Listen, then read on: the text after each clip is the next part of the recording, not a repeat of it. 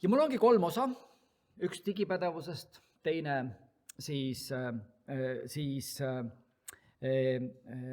tehisintellektist ja 3. kestlikust arengust ja nende kõige omavahelisest sidumisest.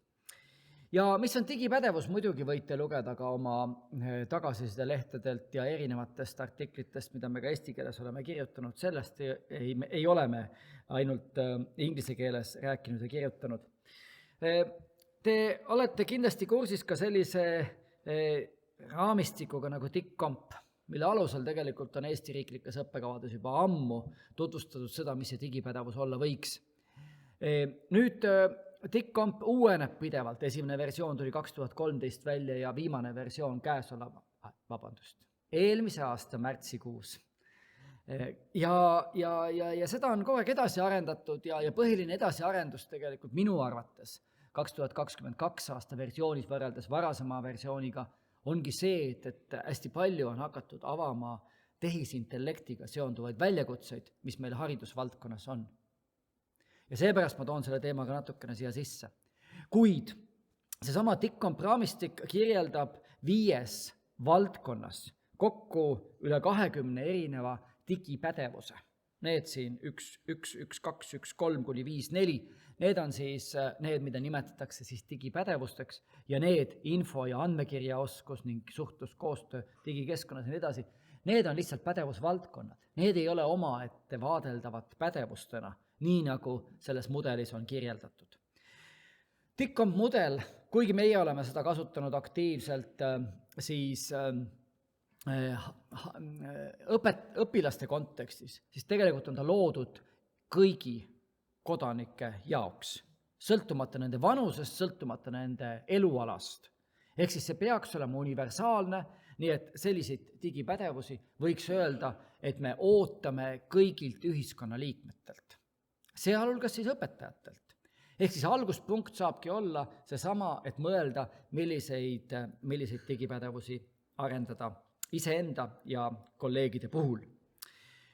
Nüüd selle raamistiku puhul on välja töötatud ka mitmeid hindamisvahendeid. Ja te võite vaadata ka selle raamistikuga seonduvalt sellist eestikeelset lehekülge, mis siin aasta või 2 juba tagasi avati, nagu digipadevus.ee. Paljud inimesed olete käinud ja sealt on ka tegelikult see eestikeelne tõlge siia slaidile toodud nendest erinevatest aladimensioonidest. Aga selle digipädevusmudeliga on mitu mure, mis rahvusvahelises siis teaduskirjanduses ka on välja toodud. Üks mure on see, et see on ekspertteadmise põhjal koostatud mudel, mida ei ole suudetud kunagi praktikas tõestada. Ehk siis see on teoreetiline mudel, mis ei vasta päris praktikale. Ehk siis praktiliselt meil ei ole võimalik eristada selliseid digipädevusi, nagu selles mudelis on kirjeldatud. Neid võib kasutada seetõttu väga hästi eneseanalüüsiks, aga samas me teame, ja see on teine kriitika koht selle koha peale, et eneseanalüüs korreleerub üksnes nõrgalt sellega, millised on inimeste tegelikud pädevused. Ehk siis see aitab inimesele ennast analüüsida ja mõtelda, millele rohkem tähelepanu pöörata, aga see ei ole väga tugevalt seotud sellega, milline inimene tegelikult on.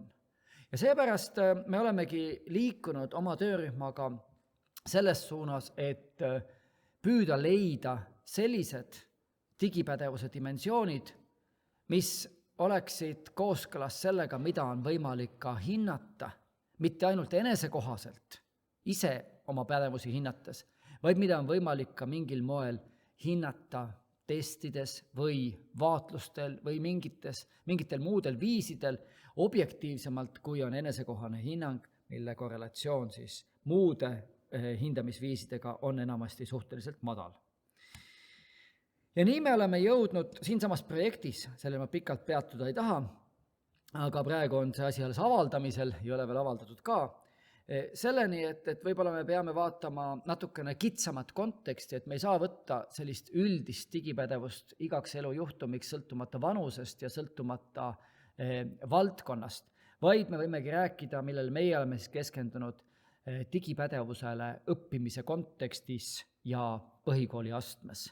Ja sel juhul me saame rääkida õppimisega seonduvatest digipädevuse dimensioonidest, nagu needsamad 9, mida juba eelmises esitluses sai tutvustatud. Digimaterjalide loomine, programmeerimine, suhtlemine, operatsioonide tegemine, kui erinevad teadmised ja oskused, enese ja teiste kaitsmine ja reeglite täitmine digimaailmas, kui käitumist iseloomustavad dimensioonid ning käitumisega seonduvad hoiakud, tajutud kontroll ja käitumise soov kui hoiakulised dimensioonid. Ja nüüd siit sellest pildist paistab veel välja üks mure, mis meil oli, et sellest samast DICOMP-raamistikust, mida on kasutatud üle Euroopa päris palju, ei paista välja hoiakuline aspekt. Ja isegi kui vaadata neid teadmiste ja käitumistega seonduvaid ülesandeid, mis on koostatud ka näiteks Eesti riiklikus digipädevuse tasemetöös, katselises tasemetöös, siis tegelikult ei ole võimalik eristada neid dimensioone. Aga meie digiefekti uuringus siis need 9 dimensiooni on erinevates uuringuetappides ka eristatud. Nad on küll omavahel seotud. Siis kindlasti on enamik teist kursis, ja see nüüd on see ainukene inglisekeelne slaid, vabandust, DICOMP edumudeliga, mis siis on mõeldud koolitajate digipädevuse kirjeldamiseks. Ja siin me näeme, ka sealt võite eestikeelseid vasteid vaadata sellelt samalt digipädevus.ee lehelt, pikem link on siin ka otse siis õpetaja digipädevusmudeli juurde. Ja ma ei tahtnud siia panna seda eesti keelde, sellepärast, et ma ei tahtnud sealt digipädevus.ee lehelt neid tõlkeid võtta, sest minu arvates nad ei kanna seda sama mõtet, mida siin inglisekeelsel pildil on välja toodud. Aga eks te võite ise neid võrrelda ja vaadata, aga minu tõlgendus selle koha pealt on nii, et üks asi, mis on õpetajatelt kõigilt oodatud, on tegelikult oodatud seesama üldine digipädevus, mida ka õpilastelt ootame. Aga lisaks sellele on siis õpetajatel veel, ütleks selline nii-öelda õpetamise kontekstiga seonduv digipädevus. Ehk siis me peaksime mõtlema, kuidas õppida ja õpetada digivahendite abil, kuidas kasutada digivahendeid, digiressursse õppimisel, õpetamisel, kuidas hindamisel digivõimalusi kasutada ja kuidas võimestada siis õppijaid digi kasutamisega seonduvalt. Näiteks ühesõnaga on siin seesama diferentseerimise, kaasamise aspekt ja kaasamine siis mitmes erinevas tähenduses veel, et need on need olulised aspektid, mida õpetaja peaks läbi mõtlema, et küsimus ei ole lihtsalt selles, et õpetaja oskaks kasutada digi, vaid ta peaks mõtlema ka seda, kuidas tänu digile teha midagi paremini. Õpetada, õppida, materjale rohkem omada, hallata ja jagada, hinnata ning võimestada õppijaid. Ja siis on siin 3. dimensioon, mis on tegelikult õpetaja enda professionaalse arenguga seonduv, kuidas siis digi osas ennast arendada ja kuidas digi rakendada selleks, et ennast arendada. Ja nüüd see mudel juba tegelikult natukene viis mõtte sinna, et me ei saa rääkida ainult sellistest digipädevuse komponentidest, nagu on toodud välja DICOMP-raamistikus, vaid meil on vaja ka mingeid konteksti spetsiifilisi digipädevusi. Või meil vähemalt on vaja tõlkida need üldised digipädevused konteksti spetsiifiliseks, nii nagu tegelikult on ootus riikliku õppekava puhul, et üldosas toodud pädevused, üldpädevused on tõlgitud ainevaldkonna kavades ja ainekavades siis juba spetsiifilisteks pädevusteks. Täna meil on riiklikus õppekavas see link veel ilmselt natukene nõrk, loodetavasti nõustute, ja see on see põhjus, miks võib-olla me ka ei ole tegelikult digipädevuste ja muude üldpädevuste arendamisele ka piisavalt süsteemselt tähelepanu pööranud. Mind liigutasid aga veel mõned artiklid, mis on juba, näiteks see juba pea 13 aastat, 14 aastat tagasi ilmunud. Ma ei lasku siin arutellu, et mis vahe on digipädevusel ja digikirjaoskusel pikemalt. Lühidalt võib öelda, et siin kontekstis need on samad asjad, sünonüümid. Kasutatakse mõnikord natukene erinevalt, mõnikord ka erinevates koolkondades, mõnikord ka erinevalt Euroopas ja Ameerikas. Seal on need vahed. Aga sisuliselt on nad enamasti tegelikult samad ja varem on rohkem digikirjaoskust, nüüdisajal rohkem digipädevuse mõistet kasutatud. Inglise keeles täpselt samamoodi, et see ei ole eesti keele eripära. Ja siis mind kõnetas tegelikult väga üks selline 2009. aastal ilmunud artikkel, mis püüdis ka mõtestada digipädevuse või digikirjaoskuse sisu ja jõudis sellise nii-öelda 3-tasemelise pädevuseni. Esimene tase on selline, ongi see sama TIC-komp-raamistik, klassikaline digipädevus, oskused, mõisted, lähenemised, hoiakud, mis võib-olla isegi TIC-kompist nii selgelt välja ei paista, mis kõik siis on vajalikud selleks, et tõhusalt rakendada oma eesmärkide saavutamiseks digitehnoloogiaid. Seal siis tehnoloogiate all mõtleme nii seadmeid, nii sisu kui ka siis keskkondasid. Aga mis oli veel huvitav selles, mis mind nagu tõesti kõnetas ja tähelepanu äratas, oli see, et on välja toodud ka tase 2 ja tase 3. Digikasutus, mis on professionaalne ja valdkonna spetsiifiline, ehk siis mingis konkreetses kontekstis digikasutamine on eraldi tähelepanu vääriv, mitte ainult üldine digioskuste, mõistete, lähenemiste, hoiakute arendamine. Ja 3. tase, digitransformatsioon, võib-olla see tõlge ei ole jällegi ideaalne, esimest korda tõlkisin. Sisu on aga see, et me digi abil muudame oma igapäevast praktikat. Me loome tegelikult innovatsiooni, loovalt läheneme meid kõnetavate oluliste probleemide lahendamisele ja me leiame tänu digile uusi lahendusi. Ehk siis mitte me ei kasuta digi, vaid me loome uusi lahendusi tänu digile, uusi võimalusi midagi teha teistmoodi, paremini, kiiremini või sügavamalt. Ja nüüd natukene sama mõte jookseb tegelikult läbi siis sellest SAMRi mudelist, mis on siis ka meie projektis digitegevuste vaatluse aluseks, kus me rääkisime siis, et me võime eristada asendamise ja täiustamise dimensioone, mis kokkuvõtvalt on ka selline täiustamine ühel või teisel viisil õppeprotsessi puhul ja transformatsioon, ehk siis mingit muutust, me jõuame mingi muutuseni ümbermõtestamise või modifitseerimise kaudu.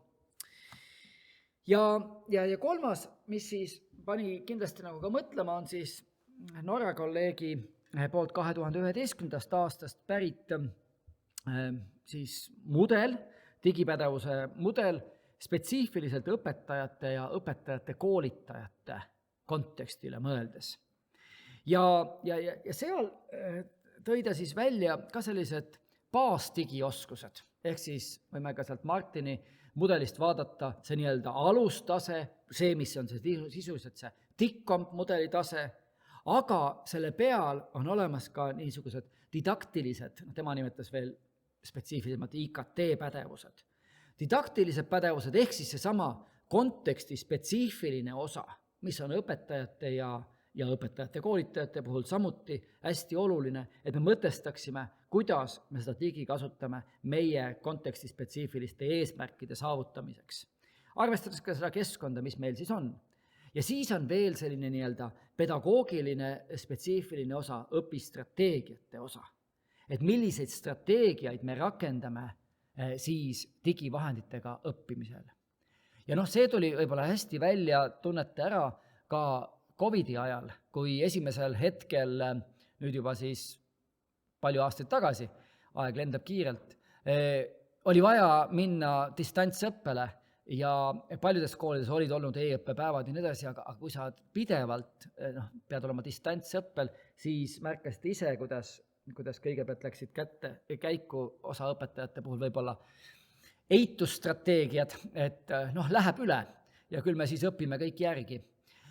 Või siis läksid kasutusse sellised strateegiad, kus püüti lihtsalt kopeerida strateegiaid, mis töötasid või olid harjumuspärased tavalises näost näkku õppes, nüüd siis distantsõppele ja õige pea võib-olla saadi aru, halvemal juhul ei saadud, et need ei tööta tegelikult sellises situatsioonis. Ja meil on vaja tegelikult spetsiifiliselt mõtestada, millised õpistrateegiad töötavad digikeskkondades õppimisel. Nii, et nad ei jääks ainult nii-öelda motiveerimiseks või siis asendamiseks, mõeldes nendele terminitele, mida me eelmises ettekandes ka digiefekti projekti tulemusena nägime, vaid et jõuaks tõesti sellise süvendatud õppimiseni ja et me ei jääks nii, et see digi on lihtsalt kasutusel sellepärast, et on digi, mis kõlas ka eelnevatest aruteludest, kui ma vahepeal teid kuulamas käisin ühes ja teises kohas, vaid et see oleks tõesti eesmärgipärane ja seal, kus seda päriselt nagu vaja on.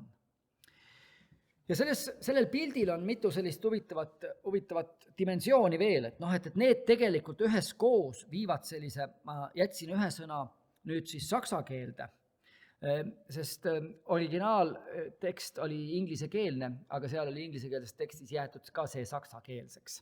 Et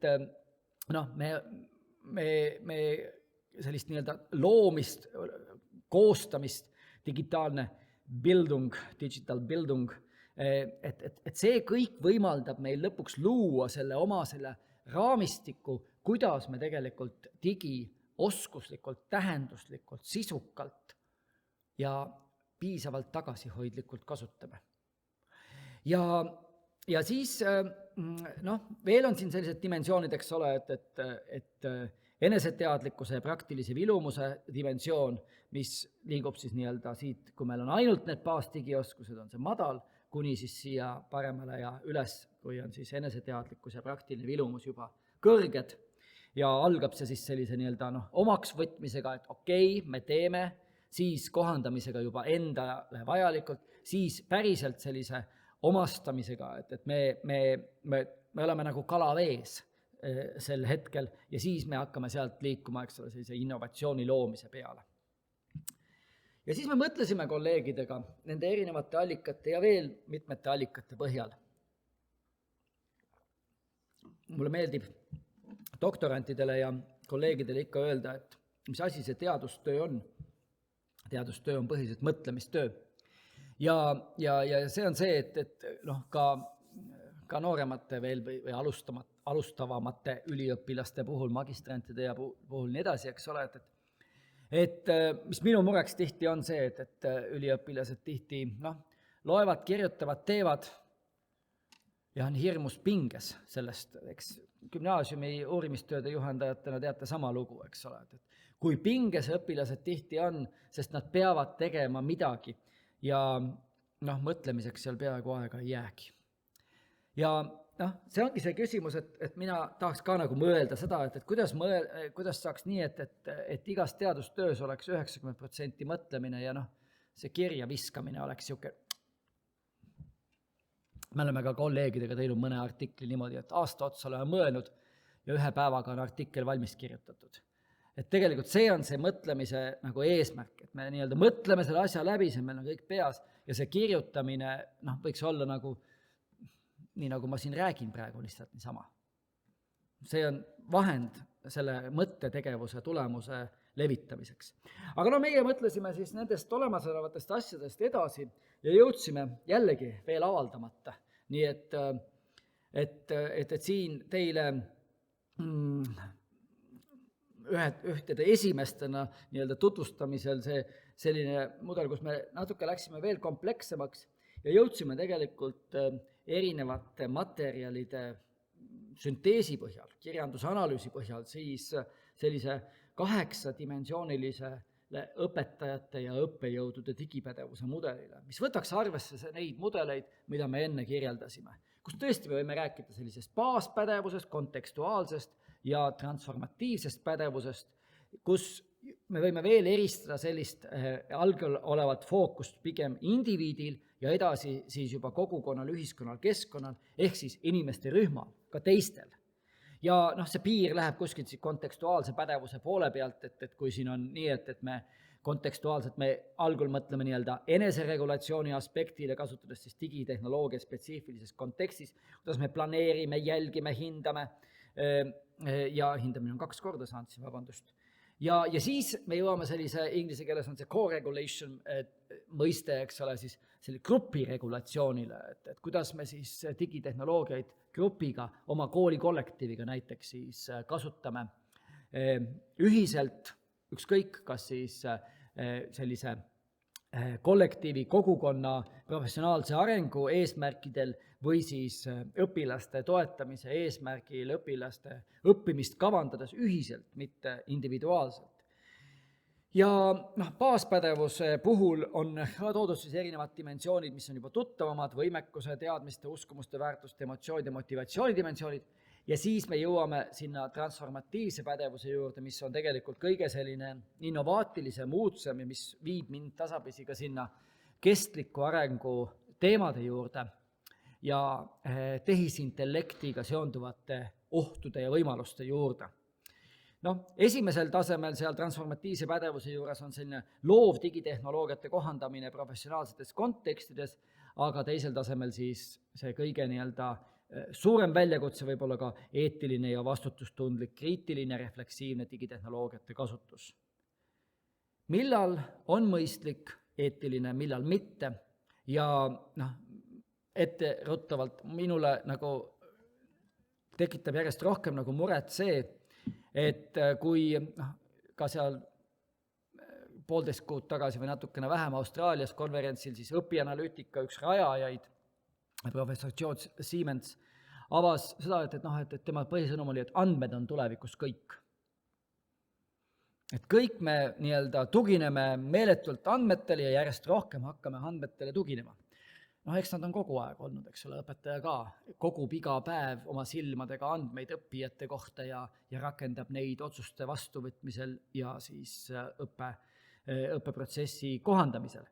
Aga ja teiselt poolt on meil täpselt samasugused liikumised natukene Eestis, kus me kuuleme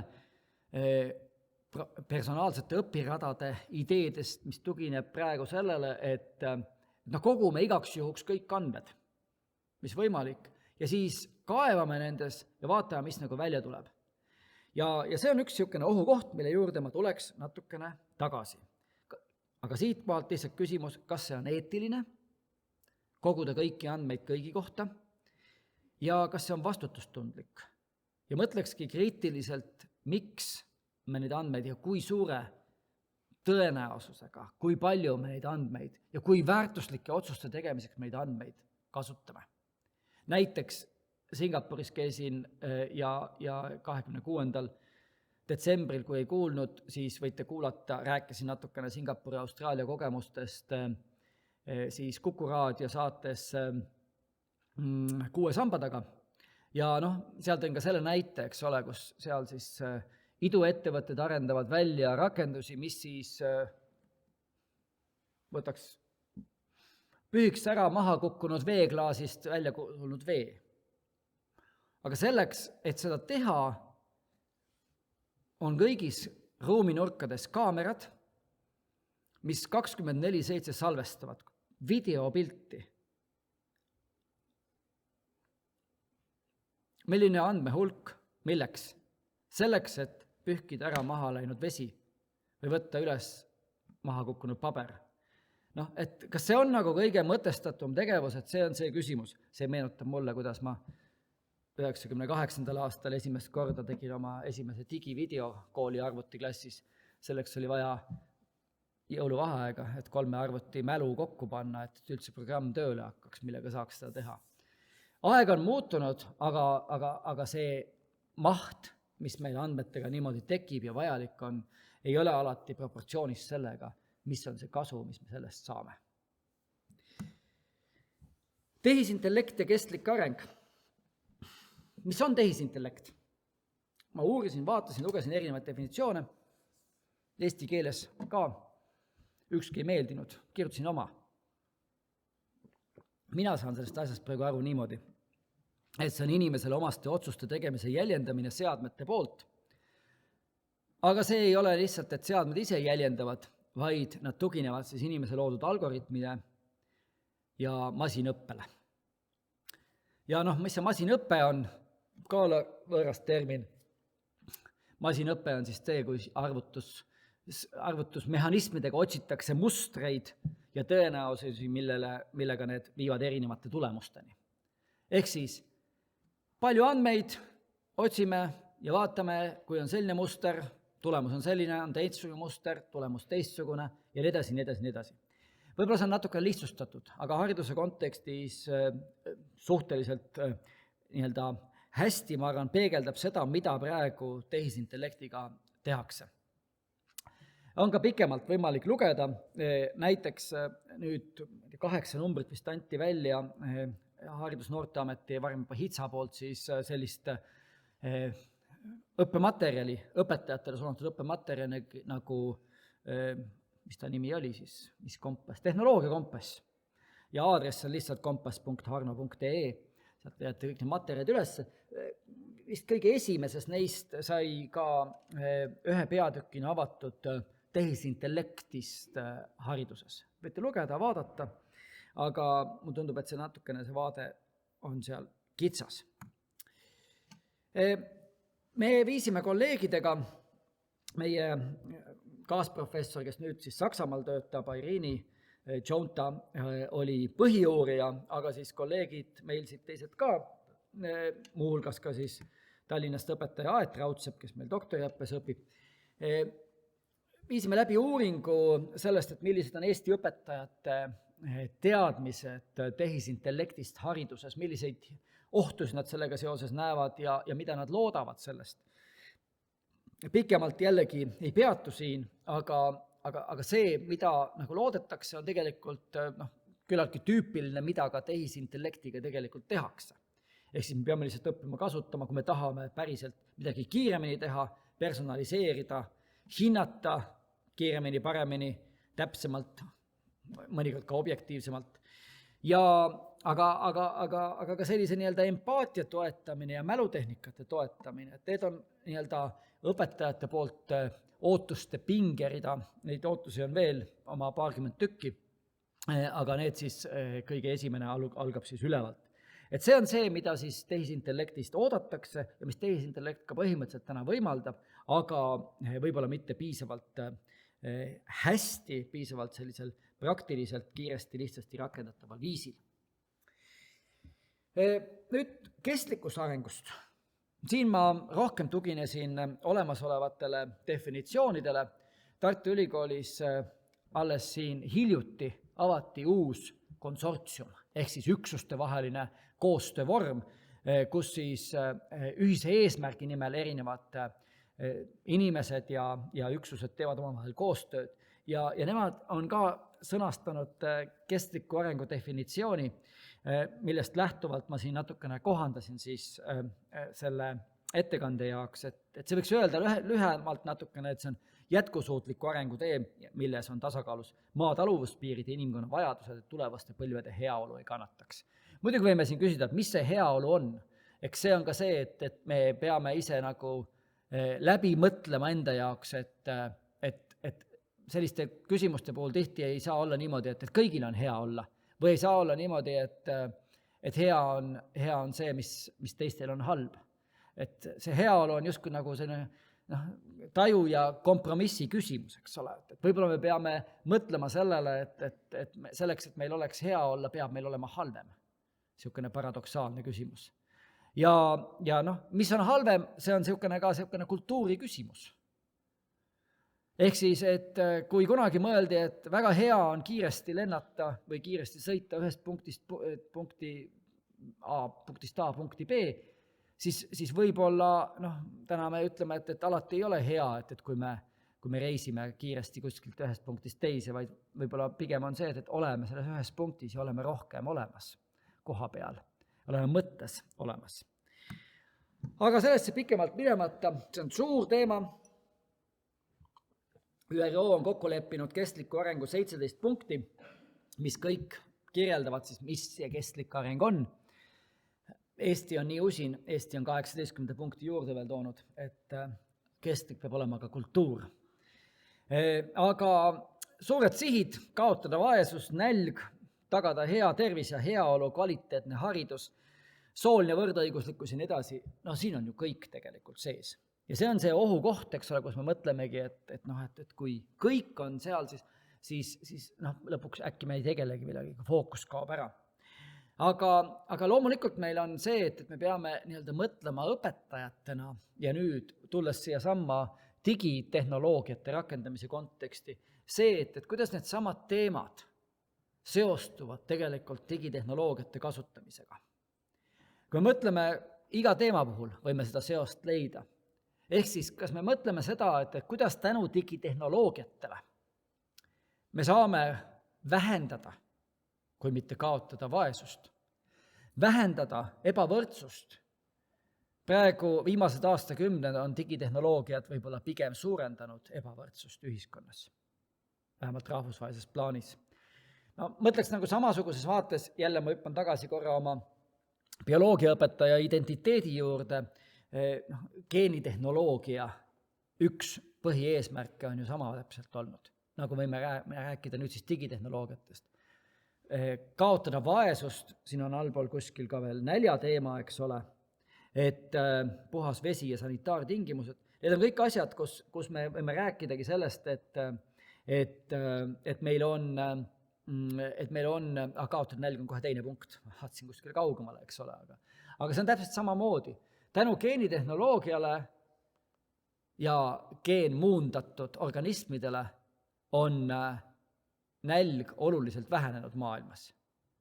Sama küsimus meil võiks olla nüüd, et kas me peame digitehnoloogia abil koristama prügi või me peame mõtlema nendele teemadele, mis tegelikult siin on. Ja kuidas need õpilased, keda me valmistame ette tänaseks situatsiooniks, mis meil ühiskonnas on, ja vabandust, kes tihti valmistavad meid ette selleks situatsiooniks, mis meil täna on, sest täiskasvanud vanemad inimesed, nagu me oleme kõik, me mõnikord elame selles tundes, et meil on ikka veel 20. sajand. Ja toimetame nii, nagu me läksime 20. sajandis, kus eesmärk on, mis on siin jällegi natukene vastuoluline punkt, see sama 8. punkt, inimväärne töö ja majanduskasv. Ja see on see nüüd see paradoksaalne küsimus, et kestliku arengu puhul Eesti kontekstis on ka, nagu ka ÜRO kontekstis, kogu aeg püütud nagu seda probleemi muuta lahendamatuks. Selle kaudu, et ei öelda lahti kasvustrateegiatest. Aga meil ei ole võimalik kasvada, kui me tahame kestlikku arengut säilitada. See on see mõtlemise koht. Kuidas need siis kokku käivad? Teema, millele mina olen viimasel ajal hästi palju mõelnud, andmetega seonduv. Turvalisus, eetiline ja moraalne korrektne andmekasutus, aga ka kui kestlik on andmete hulga kasv. Praegused andmed näitavad, et igal aastal me loome juurde ühiskonnana, inimkonnana 50% rohkem andmeid kui eelmisel aastal. Me järjest kasvame ja mitte lineaarselt, vaid eksponentsiaalselt kasvab meie andmete hulk maailmas. Kuskil siin umbes 15 aastat tagasi ilmus Nature's artikkel, kus öeldi, et eelmisel aastal on nüüd sama palju andmeid loodud kui kogu inimkonna eelneva ajaloo jooksul kokku. Me oleme väga võimekad, aga sellel võimetel tuleb ette lihtsalt füüsiline piir. Ja mitte võimete poolest, vaid lihtsalt ressursside poolest. Ja see on see koht, kus mind väga tegelikult puudutas meie ülikooli biofüüsika professori Arvi Freibergi ettekanne kunagi käesoleva aasta, eelmise aasta märtsikuust, kus ta rääkis põhjalikult uurinuna siis erinevaid teadusartikleid ja teadlaste arvutusi ja seisukohti informatsiooniplahvastuse ajastust ja sellest, et me võime vaadata, kui palju energiat kulub ühe bitti informatsiooni loomiseks või salvestamiseks ja sealt edasi on juba lihtne matemaatika, aine ja energiajäävuse seaduse kasutamine. Me võime öelda, et infol, andmetel on ka mass sellest lähtuvalt. Ja nii me saame selle massi tegelikult välja arvutada. On välja arvutatud, 1 biti infomass on 3,2 korda 10 astme miinus 38 kilogrammi. SI süsteemi ühikuid kõik teame. No tundub väike, no muidugi hoomamatu on see -10 astme miinus 38. Aga kui vaadata seda, kui palju meil neid andmeid juba täna on ja kuidas see andmete hulk kasvab, siis erinevaid muid asju seal arvesse võttes, siis mõeldes, et kui suur on maakera mass koos kõigi siin olevate eluta ja elusate objektidega, siis meil kulub ainult 100–150 aastat selleks, et kõik see mass oleks saanud andmeteks. No muidugi on lahendused, et me kasutame ära Kuu ja järgmised taevakehad, aga see vist ei ole päris realistlik selle ajaraami juures. Ehk siis tegelikult on nagu see mõttekoht minu jaoks on see, et me peaksime ühel hetkel ütlema, et andmete hulk ei tohi kasvada. Me peame panema piiri ja ütlema, et meil on vaja andmete hulka vähendada või see andmete hulk võib jääda samaks. Ja kui me tahame mingeid uusi andmeid, siis me peame enne kustutama mingid vanad andmed. Ja me peame mõtlema, et millised andmed on niivõrd väärtuslikud, et neid on vaja koguda ja säilitada ja milliseid andmed on vähem väärtuslikud. Ehk siis me peame hakkama panema seda väärtuslikkuse mõõtu igale kogutavale andmetükile juurde. Ka andmete kustutamine võtab energiat loomulikult, aga nende pikaajaline säilitamine võtab rohkem energiat.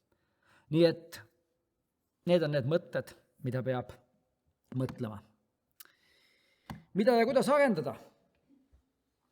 Võite mudeli ette võtta, baaspädevuste arendamised, kontekstuaalse pädevuse arendamist, transformatiivse, indiviidi, kogukonna, ühiskonna tasandil kujundada keskkonda.